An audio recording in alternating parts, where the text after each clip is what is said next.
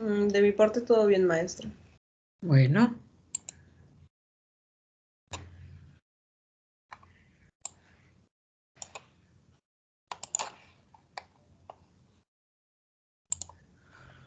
Vamos a ver ahora entonces cómo se calcula la elasticidad en un punto cuando no tenemos un punto, un precio 1, un precio 2, una Q1, una Q2, ¿verdad? A veces no se tiene esa información, pero se tienen las ecuaciones que representan cómo es la demanda y cómo es la oferta, ¿sí? Entonces, cuando tenemos esa situación, podemos calcular la elasticidad en un punto. Aquí seguimos teniendo una curva de demanda, un eje X que representa cantidad de unidades demandadas y un eje Y que representa precios, ¿sí? Entonces, cuando se desea obtener o calcular la elasticidad en un punto cualquiera, en el punto de equilibrio, más bien, no en un punto cualquiera, en el punto de equilibrio, este se puede calcular mediante esta fórmula, que tiene que la elasticidad en ese punto va a ser igual a la derivada de Q con respecto a P multiplicada por P y Q, entre Q, perdón. Entonces, ¿qué es esto? La elasticidad en un punto, derivada de la cantidad demandada con respecto al precio, ¿sí? Y multiplicado por el precio entre Q, precio entre cantidad. Si vamos a derivar, pues necesitamos tener una función, necesitamos tener una ecuación. En este caso, pues, la de demanda, porque se va a derivar la cantidad demandada con respecto del precio, con respecto al precio. Y además necesitamos tener un valor P y un valor Q. Aquí ahorita están dados, pero vamos a suponer que no los tenemos, ¿sí? Lo que sí tenemos son estas dos ecuaciones, ¿sí? Entonces, para obtener el punto en una curva de demanda se necesita conocer la cantidad Q y el precio P de un artículo, ¿sí? Y derivar la función de la cantidad de la cantidad demandada con respecto al precio. ¿Por qué? Pues porque aquí en la fórmula los necesito. Aquí estoy viendo que necesito esta P y esta Q. Ahorita ya las vemos, pero estamos dando por hecho que solamente tenemos esto, ¿sí? Estamos partiendo de aquí. Pues tenemos dos ecuaciones, dos funciones. Una que representa la cantidad demandada y otra que representa la cantidad ofertada. Recordar que Q subíndice D es cantidad demandada. Q subíndice S de supply o Q subíndice 2 representa la curva de oferta, ¿sí? Esta ecuación me describe cómo es una curva de demanda y esta me describe cómo se comporta una curva de oferta. Esto, muchachos, esto que está aquí es una constante, recordando, ¿sí? Una ecuación puede tener variables.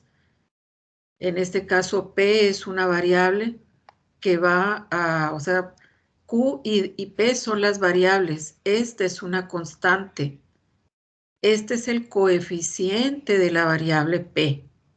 El número que acompaña a una variable es su coeficiente, ¿sí?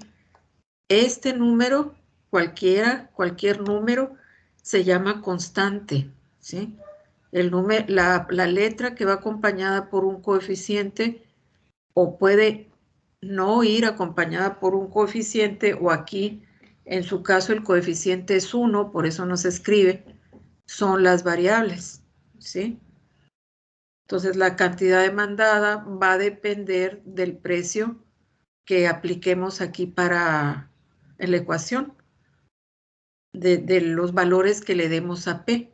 Esta va a ser la cantidad dependiente, según sea la P, que podemos darle diferentes valores, ¿verdad?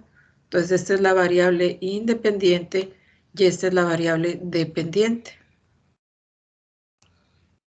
Bien, entonces tenemos estas dos ecuaciones o funciones. Si yo quiero obtener el punto de equilibrio, podría igualar estas dos, ¿sí?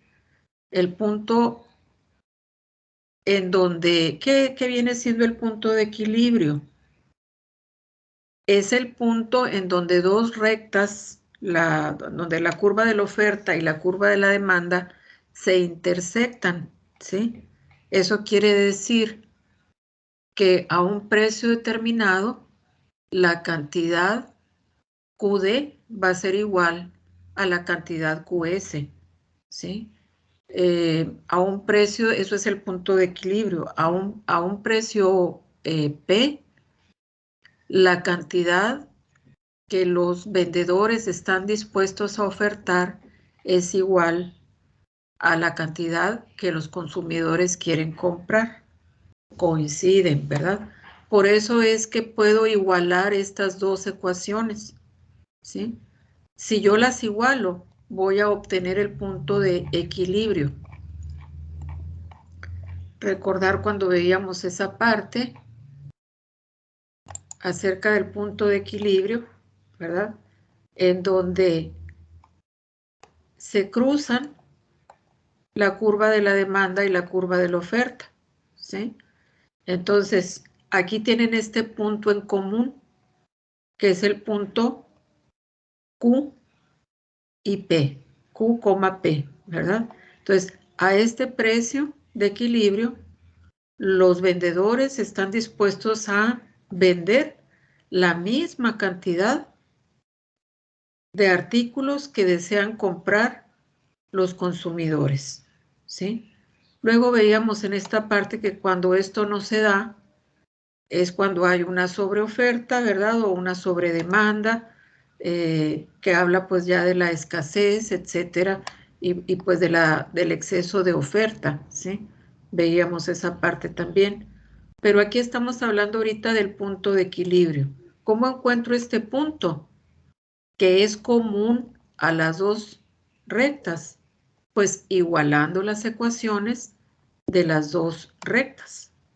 Si yo las hago iguales una a otra, la ecuación de esta curva y la ecuación de esta otra, yo puedo obtener este punto que tienen en común, el punto de equilibrio.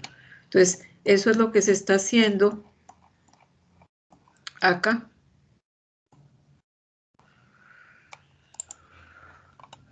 Igualé las ecuaciones de las dos curvas. Aquí no lo podemos ver gráficamente en el ejemplo que estamos haciendo, ese corte, pues porque tenemos una sola curva, la de demanda.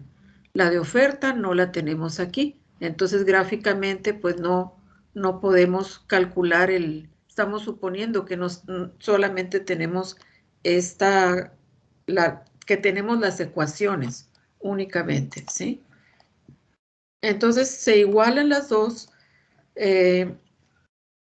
Para obtener el punto de equilibrio, expresamos aquí que la cantidad de demanda es igual a la cantidad ofertada, ¿sí? Que es la condición para tener el punto de equilibrio. Ya todo esto queda en términos de P y puedo despejar P, ¿sí? 77 va a ser igual a 7P, pasando esta sumando, ¿verdad? Y despejando la P, este 7 pasa dividiendo y me queda que P es igual a 11. 77 entre 11. Ya tengo P, solamente me falta Q. Entonces tengo estas dos ecuaciones para sustituir el valor de P encontrado y así encontrar Q. Voy a elegir esta porque está más sencillita, ¿verdad? Pero en las dos obtendría el mismo resultado, ¿sí? Si tengo yo esta ecuación sencillita y ya tengo el valor de P, que es igual a 11, puedo sustituir 11 en lugar de P y así obtener el valor de 55, ¿sí? La cantidad, la Q va a ser 55, Q del punto de equilibrio, ¿sí? 11 y 55. Aquí voy a cambiar esto para tener muy en claro, lo voy a poner en esta parte para tener en claro cómo se está tomando el supuesto, ¿no? Entonces ya tengo el punto de equilibrio, ya tengo un punto de la recta, ¿sí? Dado que tenía dos ecuaciones. Y ahora sí puedo calcular la elasticidad en ese punto, ¿sí? Si el cálculo de la elasticidad de la demanda en un punto es igual a la derivada de Q derivada de cantidad demandada con respecto a la demanda del precio por P entre Q, entonces lo que sigue es calcular la derivada, porque ya tengo P y ya tengo Q. Esta fue igual a 11 y esta fue igual a 55, ¿sí? Entonces, ¿por qué es menos 2 la derivada? Esta es la función. Entonces, la derivada de una constante es igual a 0, ¿sí? Y la derivada de menos 2p es igual a menos 2, ¿sí? Parece muy difícil, pero cuando estamos derivando ecuaciones tan sencillitas, pues no hay mayor problema, ¿verdad? Ya si tenemos exponentes, productos, cocientes, ya tenemos que utilizar las fórmulas que hay para las derivadas, pero en este caso, pues es sumamente sencillito. Tenemos una ecuación lineal. Entonces ya, esta es la derivada de la ecuación, menos 2, ¿sí? Y entonces aplicando cada valor en la fórmula, ya tenemos pues que este término es menos 2 multiplicado por el precio igual a 11 y entre Q igual a 55. Realizando operaciones, tenemos que la elasticidad en el punto de equilibrio es menos 0.4. ¿Sí? Esto me habla de, al ser menor que 1, me habla de que es de que en ese punto la demanda es inelástica, porque es menor que 1, ¿sí? Y el que sea negativo, pues me está diciendo que hay una relación inversa entre precio y demanda, como es el caso de la curva de demanda, ¿sí? Entonces, ¿qué significa lo que les acabo de decir ahorita, verdad? ¿Qué significa que la elasticidad en el punto 55,11 sea inelástica? Pues significa que en ese punto la variación en la cantidad demandada es poco sensible a la variación en el precio. Se trata de demanda inelástica. ¿Preguntas, muchachos?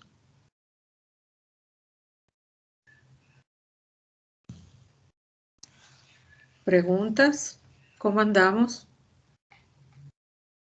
Bien, profe. ¿Sí? Todo clarito. Porque dijo que era inelástica, profe. Porque es menor que 1, ¿sí? Es 0.4 y 0.4 es menor que 1. En ese Ah, caso, sí, ya me acordé. sí, se O habla sea, de... es menor que 1, profe, es inelástica. Y cuando es mayor que 1, es elástica. Así es, sí. Acá tenemos, a ver.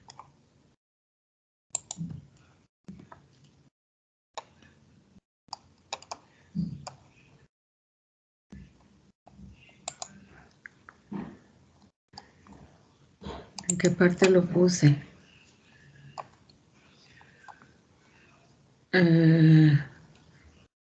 Déjenme ver dónde lo puse. Bueno, son estas curvas, ¿verdad?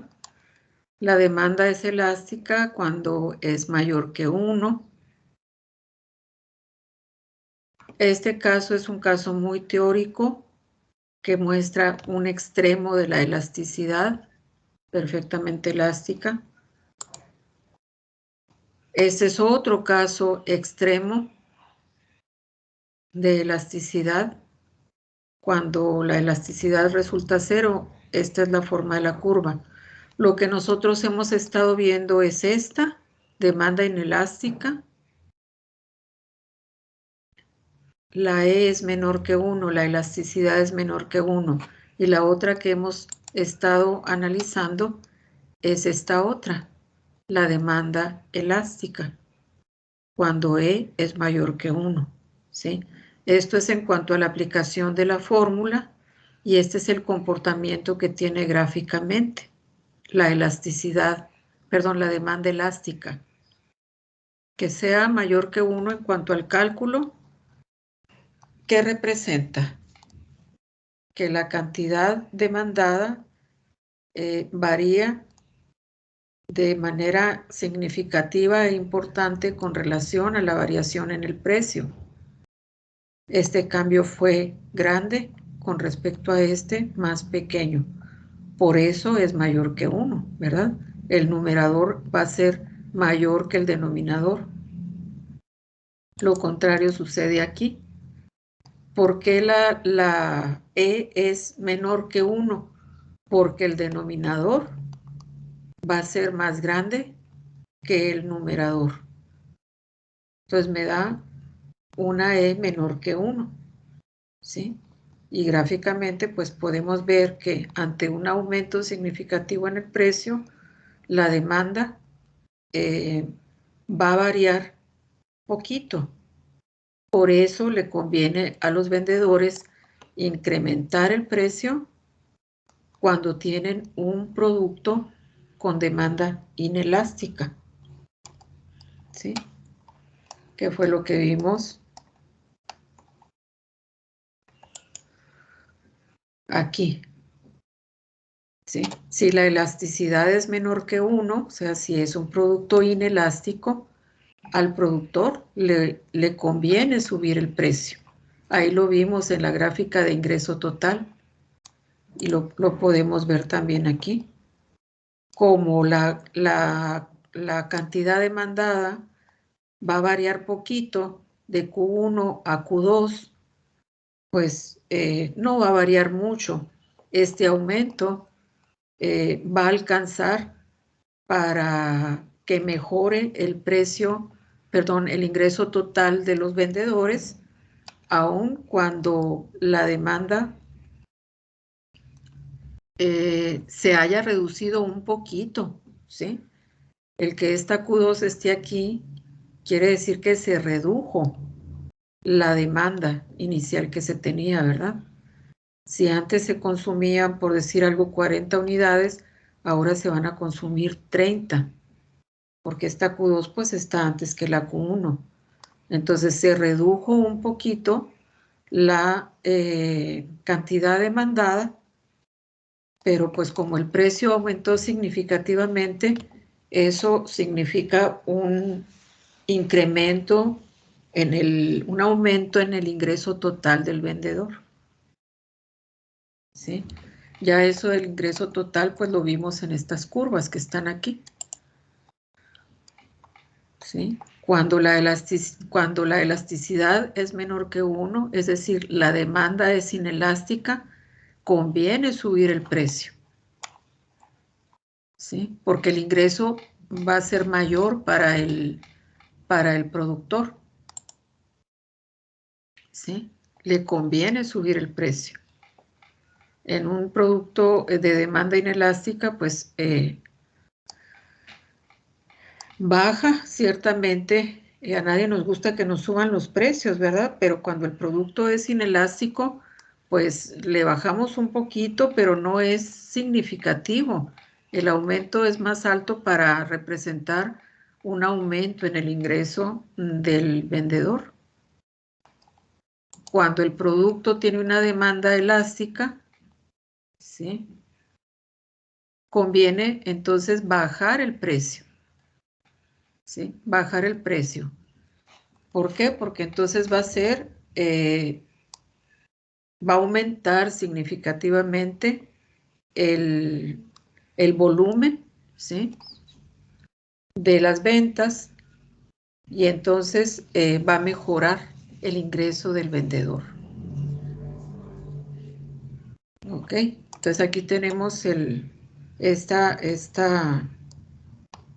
gráfica en donde estamos hablando de los extremos que hay, casos teóricos básicamente, y estos sí son casos que podemos ver en los artículos que más conocemos o que más se mueven. Este es el área de artículos o productos inelásticos y este es el tramo de los artículos con demanda elástica, ¿sí? Y en este punto está la demanda unitaria, ¿sí? La demanda unitaria que pueden tener algunos artículos donde simplemente no conviene ni subir ni bajar el precio, sino mantenerlo igual. ¿Alguna pregunta? ¿Algo más? Entonces, bueno, estábamos hablando de este ejercicio, ¿verdad? Y viendo por qué es inelástica, porque es menor que 1. ¿Sí? El signo, recuerden que lo que nos dice únicamente es que la relación entre las variables es inversa. Cuando uno sube, la otra baja, ¿sí? Bien, vamos a pasar entonces a otro tipo de elasticidad que viene siendo la elasticidad cruzada. Este concepto se refiere al efecto que tiene un producto, o sea, la sensibilidad que tiene la demanda de un producto cuando varía el precio de otro producto, ¿sí? Entonces, vamos a ver aquí que si se tiene una elasticidad positiva, se trata de un bien sustituto. Cuando esa elasticidad es negativa, se trata de un bien complementario.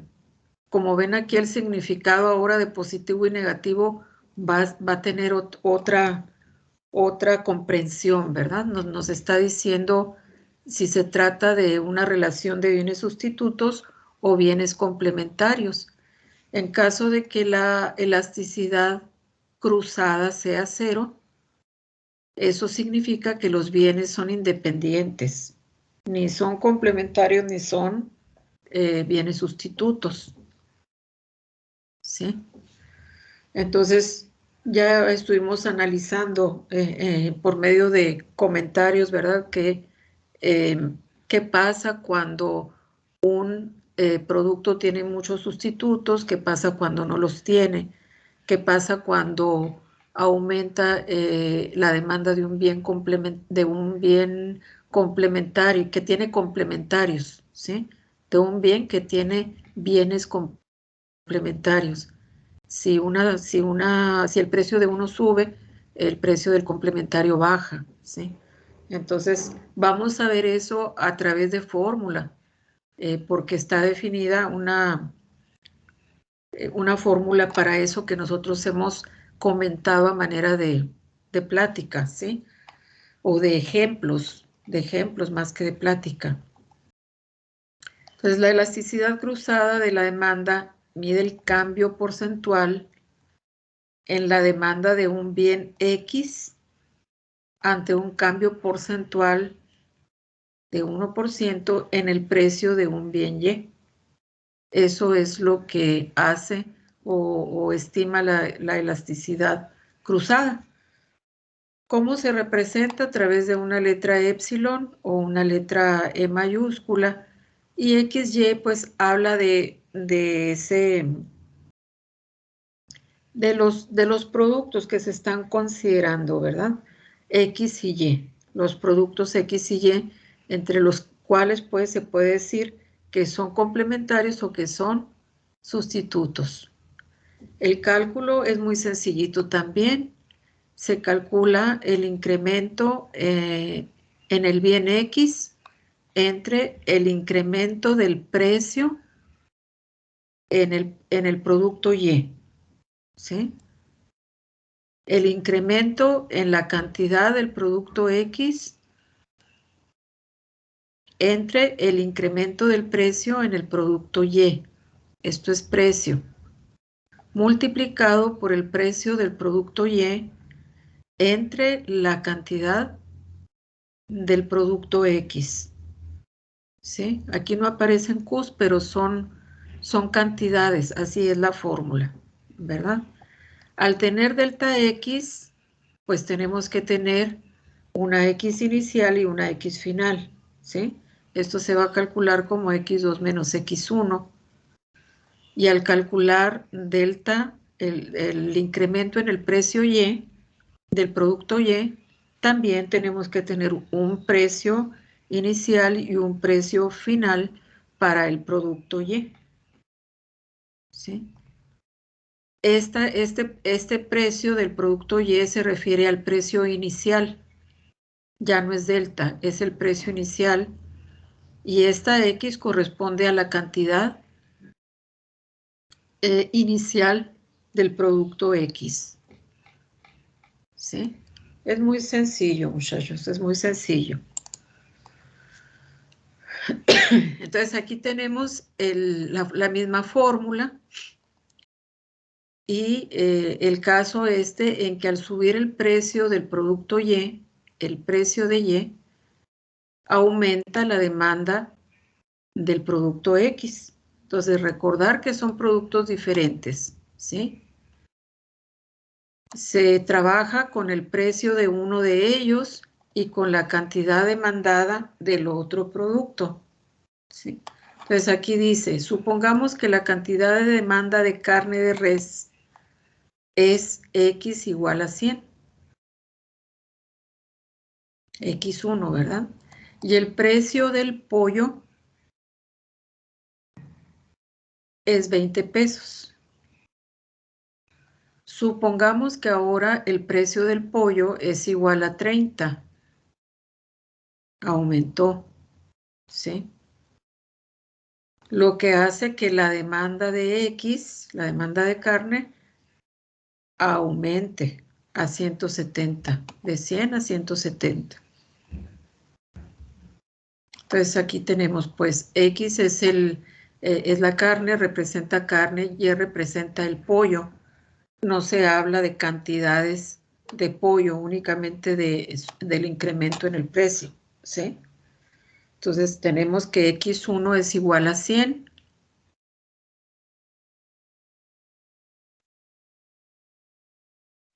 X2 va a ser 170. El precio final o el precio que tiene, ¿verdad? El que subió. Por lo tanto, delta X va a ser X2 menos X1 igual a 70. Y el precio del pollo inicialmente fue 20 pesos, pero subió a 30. Entonces, este es el segundo precio. El precio 2 para el pollo, ¿verdad? Igual a 30. Entonces, el incremento en el precio del pollo va a ser 30 menos 20 igual a 10. ¿Alguna pregunta en la forma en que se eligieron estas variables y delta X, delta PY?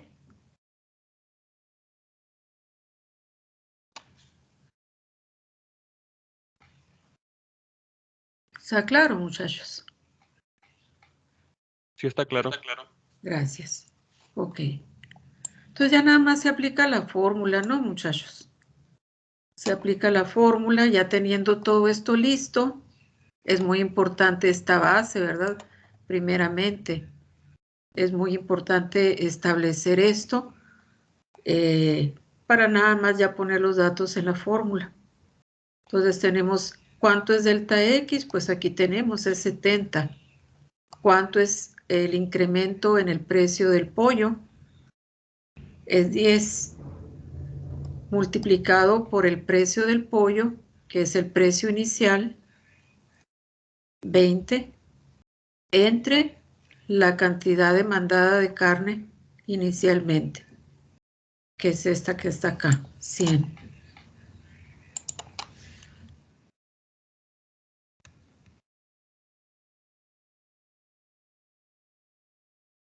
Ok, entonces ya haciendo las operaciones, tenemos que el resultado es 1.4. ¿Sí?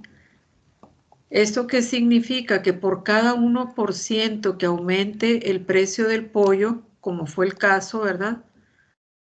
Eso hará que la demanda de carne aumente en 1.4%. ¿Sí? Aquí está un poquito contradictorio, ¿verdad? Porque realmente la carne pues es más cara que el pollo, ¿sí? Entonces, un mejor ejemplo sería que si aumenta la carne, el precio de la carne, entonces la demanda del pollo va a aumentar. Eso es lo que en realidad ocurre, ¿verdad? Porque aquí estamos comparando el precio de la carne como si fuera más económico que el pollo, pero en realidad no es. Solamente que fuera carne de qué, muchachos, a ver.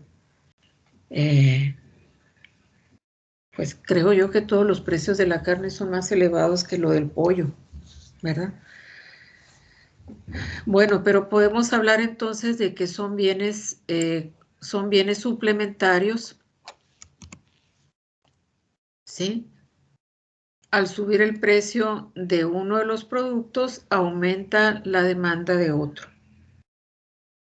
Es lo que normalmente pasa, ¿verdad? Cuando un producto tiene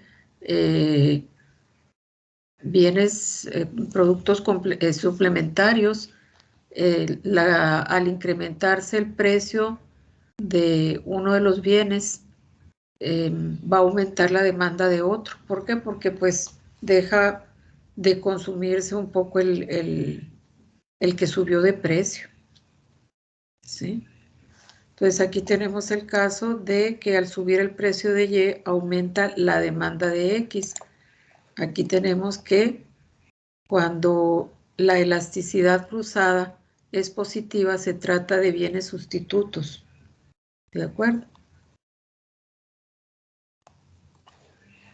Bueno, y aquí tenemos otro ejemplo. Yo les voy a subir la presentación hoy o mañana, muchachos, para que estudien. Estamos terminando una unidad. Así es de que es muy importante que estudien porque ya está muy cerca el parcial, ¿verdad? Un primer parcial donde vamos a evaluar, se va a evaluar lo que se ha visto hasta ahorita.